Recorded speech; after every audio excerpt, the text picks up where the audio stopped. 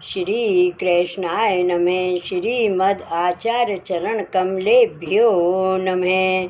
श्री गोपी जन वल्लभाय नमः। श्री महाप्रभु जी की निज वार्ता प्रसंग 40।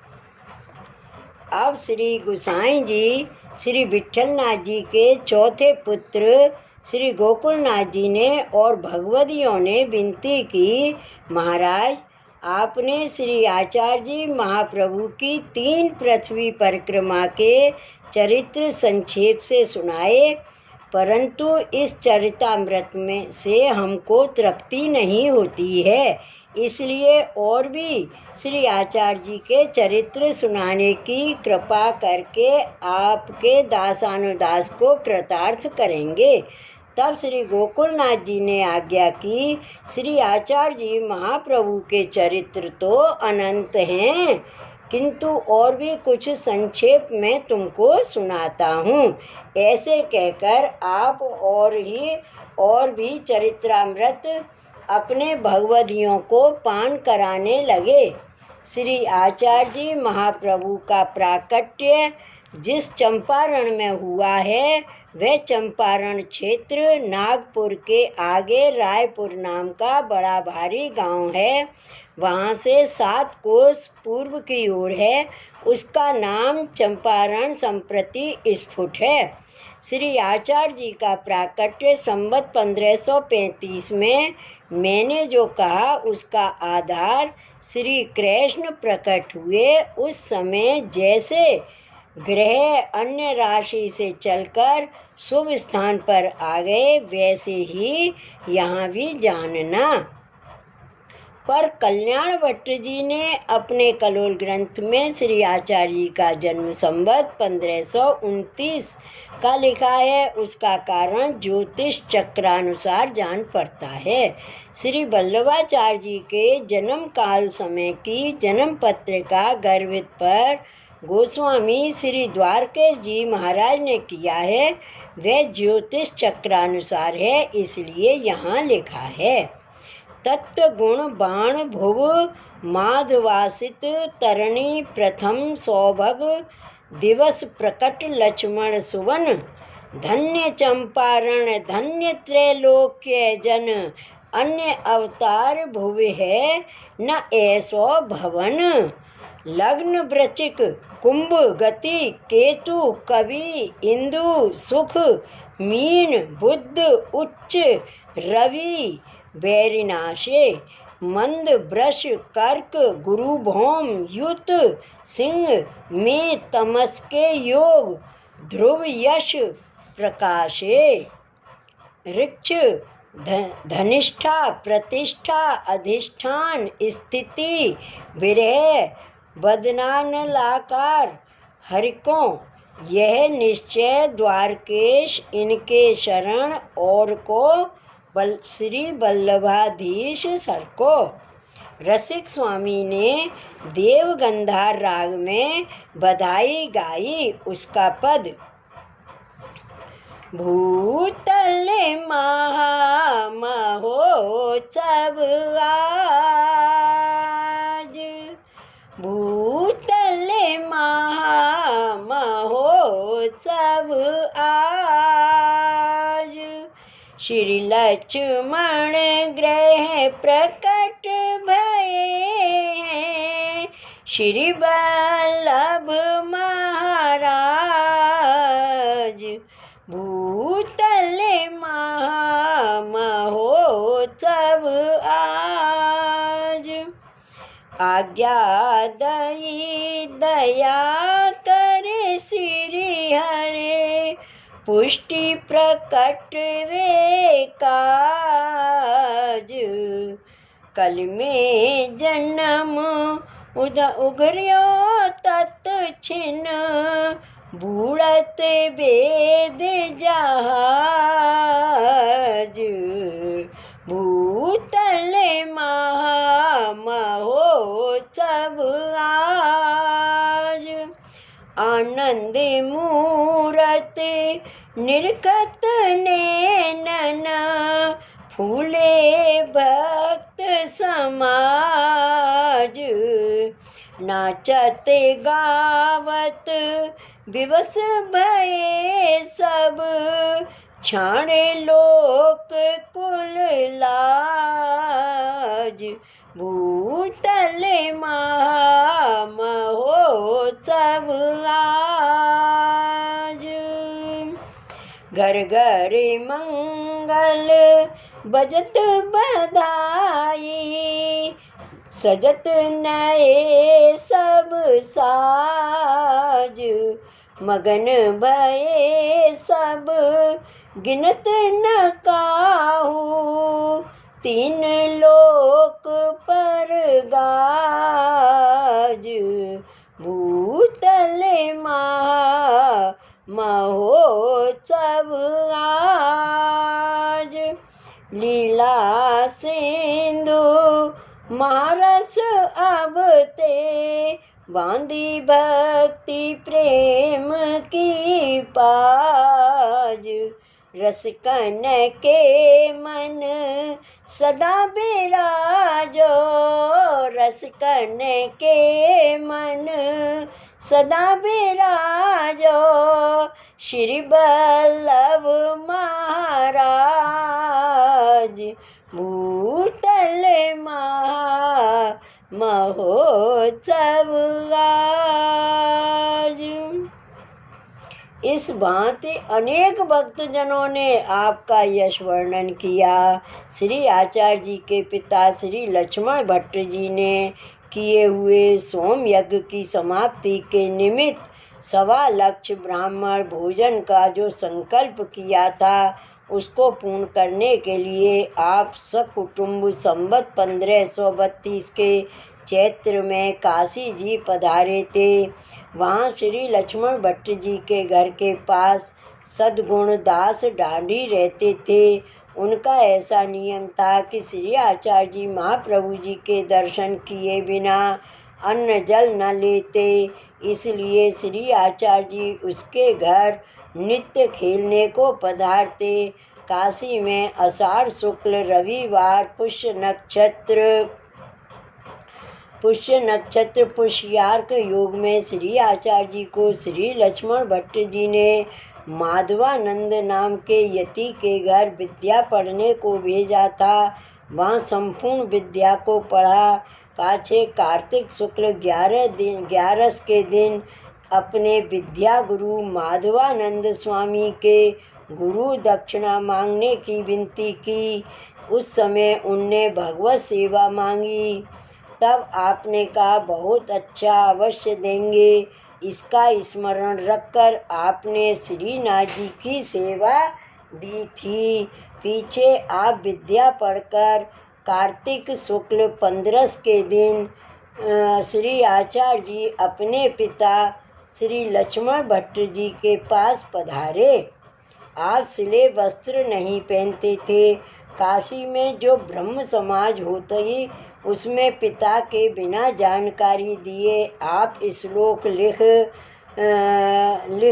कर आ जाते। इसको कोई नहीं जानता था। आप ऐसे लीला करते थे। अपने साथ में पादुका पट्टा और करखा ही रखते थे। पीछे श्री आचार्य जी महाप्रभु ने 6ठी पीढ़ी के पुरुष यज्ञ नारायण भट्ट के बारी के सेव्य श्री रामचंद्र जी का मंदिर श्री लक्ष्मण भट्ट का अपने गांव काकरबाड़ में था। उसकी सेवा अपने बड़े पुत्र रामचंद्र भट्ट को दी। और मदन मोहन जी और शालिग्राम का स्वरूप जो यज्ञ नारायण भट्ट के बारी का सेव्य था, उनकी सेवा करने को श्री लक्ष्मण भट्ट जी ने अपने पुत्र श्री आचार्य जी महाप्रभु को कहा था। उनकी सेवा श्री आचार्य जी करते थे। प्रथम परिक्रमाओं 1554 के वैशाख शुक्ल तीज के दिन पूर्ण की थी। पृथ्वी परिक्रमाओं का संकल्प अलग अलग स्थल से, इतने पृथ्वी की तीर्थ से और ठकुरानी घाट से तथा विश्राम घाट से लिए थे। परिक्रमा के समय जितने दिन विद्यानगर में विराजे थे, उतने दिन में वहाँ व्यास सूत्र पर अणुवास्य और स्वयमार्गीय तत्वदीप निबंध आदि ग्रंथ प्रकट किए। पुष्टि मार्ग का स्थापन कर वहाँ ही अपनी माताजी इलम्मा गारू जी को अपने मामा विद्याभूषण जी के घर रखकर आप आगे पृथ्वी प्रदक्षिणा को पधारे थे। दूसरी परिक्रमा करने की आज्ञा माताजी से लेकर संवत 1555 की चैत्र शुक्ल द्विज रविवार के दिन पधारे। रात्रि को आप सोमेश्वर जाकर रहे थे। उस समय साथ में दामोदर दास हरसानी, कृष्णदास मेघन, गोविंद दुबे, माधव भट्ट कश्मीरी थे। माधव भट्ट काश्मीरी श्री आचार्य जी के साथ रहकर आप जो ग्रंथ करते वह मार्ग में चलते चलते लिखते थे। वासुदेव दास एक गाड़ा जितना बोझा उठाते थे, इसलिए श्री आचार्य जी उसको छकड़ा कहते थे। जब आप जगदीश पधारे थे तब एकादशी का दिन होने से किसी पंडा ने सखड़ी महाप्रसाद सामने लाकर श्री आचार्य जी को दिया। उसका बंधन पूर्वक श्री हस्त में लेकर आप गरुण स्तंभ के पास खड़े रहे और महाप्रसाद को श्री हस्त में रखकर उसके महात्म का वर्णन करते करते दूसरे दिन द्वादशी हुई। वहाँ तक आप खड़े ही रहकर वर्णन किया।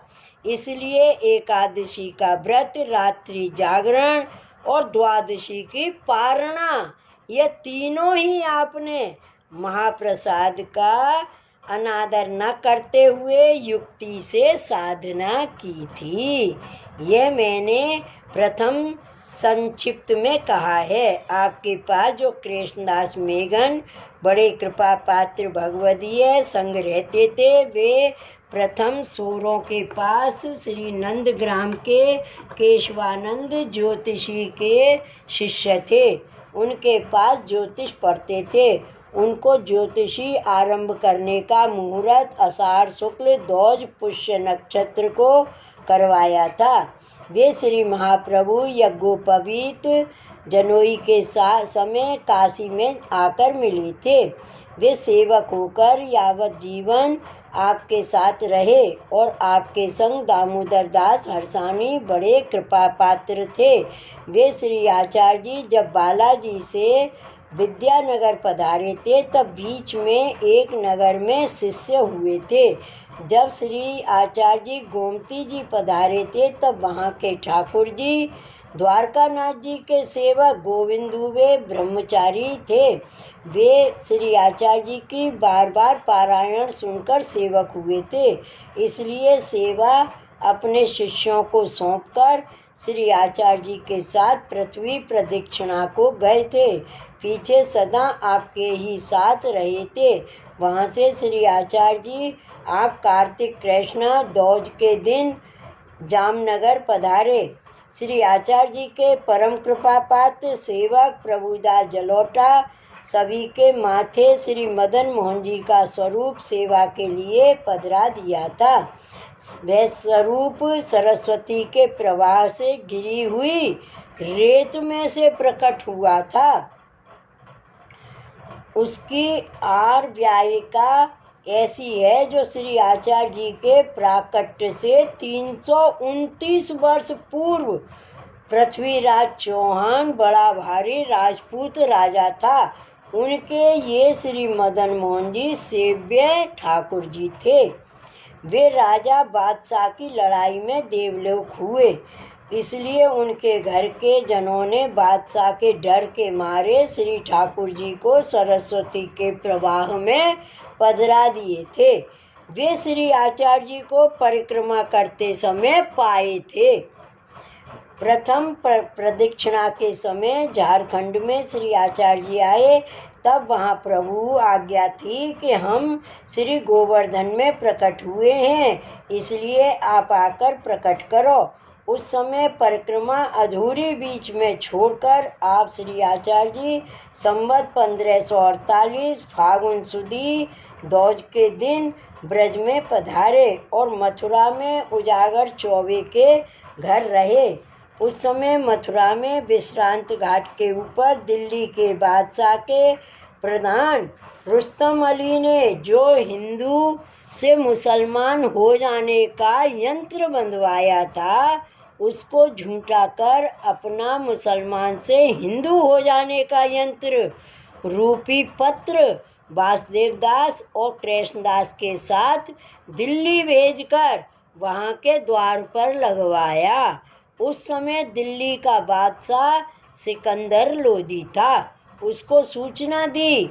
उसने रुस्तम अली को डराकर अपना यंत्र मथुरा से हटवा दिया और प्रेम निधि मिश्र करके बड़े महात्मा भगवदीय श्री आचार्य जी के सेवक हुए थे, जिनकी की हुई छप्य भक्तमाल ग्रंथ में प्रसिद्ध है। पीछे आप उजागर चौबे को साथ लेकर संवत 1548 फागुन सुदी छठ के दिन श्री वृंदावन पधारे। वहाँ से श्री गिरिराज आकर श्री जी का प्राकट्य कर आपने रामदास चौहान को और कुंभन दास को सेवा दी। तब श्रीनाथ जी ने श्री आचार्य जी महाप्रभु को विवाह करने की आज्ञा दी थी और यह कहा कि यह पृथ्वी परिक्रमा पूरी कर विवाह करो। तब आपने कहा जो आज्ञा। इसके पश्चात श्री आचार्य जी उजागर चौबे को साथ लेकर 84 कोस की ब्रज यात्रा की। पीछे झारखंड में अधूरी छोड़ी गई परिक्रमा का आरंभ करने को आप झारखंड की ओर पधारे। उस प्रदक्षिणा के पहले श्री आचार्य जी ने काशी में आकर संन्यास लेकर संन्यास धर्म दिखाने की प्रतिज्ञा की थी। झारखंड के लिए मथुरा जी से आगरा आते हुए बीच में गौ घाट के ऊपर सूरदास जी रहते थे, जिनको सभी सूर स्वामी कहते थे। वे बड़े विरक्त ब्राह्मण थे और बड़े भगवत भक्त थे। कीर्तन के पद करते। वहाँ श्री आचार्य जी पधारे। तब उनके किए पद सुनने की आपने इच्छा की। तब सूरदास जी ने पद गाया। प्रभु में सब पति तन कोटि को और पतित सब ध्योस चार के। मैं तो जन्मत ही को प्रभु में सब पति तन कोटि को। बधिक अजामिल गण का तारी और पूत नाही को। मोहे छाड़े तुम और उधारे। मिटे शूल कैसे जी को। को न सामर्थ सेवा करने को। खिंच कहत हो ली को। मेरी पत लाज सूर पततन में कहत सब मोहिनी को। यह पद सुनने के पश्चात सूरदास जी को श्री आचार्य जी ने मंत्रोपदेश किया। इसके बाद सूरदास जी ने और पद गाया। वह पद आपुन पो आपुन ही बिसर्यो। जैसे स्वान कांच के मंदिर भ्रम भ्रम मरियो। आपुन पो आपुन ही बिसरियो। दूर सौरभ मृग नाभि बसत है। द्रुम तृण शोधि सरियो। ज्यों सुपने में रंक भूप भयो। तस्कर पकड़ियो। ज्यों के हरे प्रतिबिंब देख के आपने कूप परियो। जैसे गजलख इस फटिक शिला को दुशासन जाई अरियो।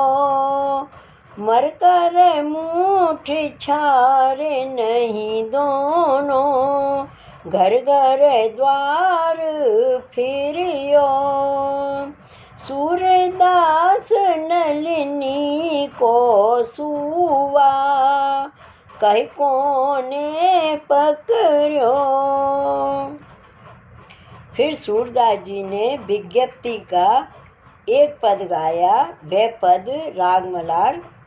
तुम तज और कोने पे जाऊं, तुम तज और कोने पे जाऊं। काके द्वार जाए सिर नाऊं, पर हाथ कहाँ बिकाऊं। तुम तज और कोने पे जाऊं। ऐसो को दाता है समरथ, जाके दिए अघाऊं। अंत काल तुमरे सुमिरन बिनु, अंत काल तुमरे सुमिरन बिनु।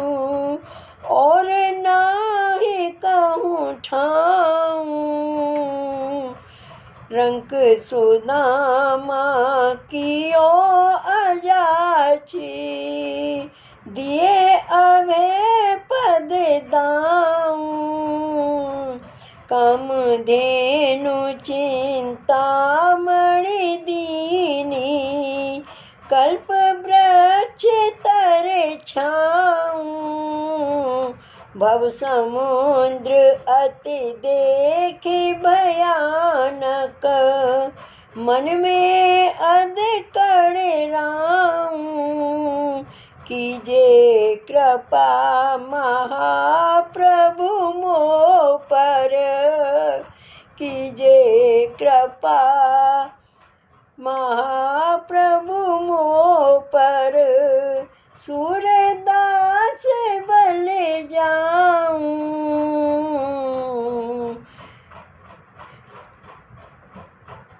कीजे कृपा महाप्रभु मोह पर। सूरदास बल जाऊं। यह पद सुनकर श्री आचार्य जी ने सूरदास जी को यमुना जी में स्नान कराया और शरण और निवेदन मंत्र का उपदेश देकर दिव्य चक्षु दिए। उससे सूरदास जी को संपूर्ण ब्रजलीला का दर्शन हुआ। उन अनुभवों से पद करने लगे। इस प्रकार श्री गोकुलनाथ जी ने अपने सेवकों को श्री आचार्य जी महाप्रभु की परिक्रमा के चरित्र सुनाकर कहा कि जो इस प्रसंग के चरित्र मैंने कहे वह प्रथम के 39 प्रसंग में कहीं कहीं भाग कहने को कह रहा था और तुमको सुनाया। अब इन तीनों पृथ्वी प्रदक्षिणा में से कुछ चरित्र संक्षेप में कहता हूँ, सुनो। श्री वल्लभाधीश की जय। श्री गोवर्धन नाथ की जय। जय जय श्री गोखलेश, जय जय श्री गोखलेश।